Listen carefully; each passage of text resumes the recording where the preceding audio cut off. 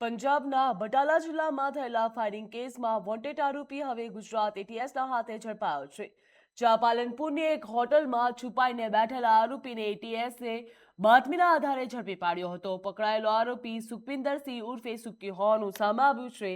જ્યાં ગુજરાત એટીએસને મળેલી બાતમી બાદ પાલનપુરમાં તપાસ હાથ ધરવામાં આવી હતી અને હોટલ સુંદરામાંથી આરોપીની ધરપકડ કરવામાં આવી। એટીએસની પ્રાથમિક પૂછપરછમાં સુખવિંદરસિંહ જગ્ગુ ભગવાનપુરિયા ગેંગ સાથે સંકળાયેલા હોવાનું સામે આવ્યું છે। જ્યાં પોલીસના જણાવ્યા મુજબ 20 જુલાઈ 2024ના રોજ પંજાબમાં પોતાના સાગરીતો સાથે મળીને ફાયરિંગની ઘટનાને અંજામ આપ્યો હતો તેવો આરોપ લગાવવામાં આવ્યો છે। એટીએસની તપાસમાં આરોપી સામે પંજાબ અને ગુજરાતમાં હત્યાના પ્રયાસ, હત્યા સહિતના ગંભીર ગુનાઓ નોંધાયો હોવાનું પણ સામે આવ્યું છે। આ ઉપરાંત વર્ષ 2021માં દુબઈમાં ડ્રગ્સ અને આઈસી સંબંધિત કેસમાં 9 મહિના જેલમાં પણ રહ્યો હોવાની માહિતી પણ તપાસમાં સામે આવી।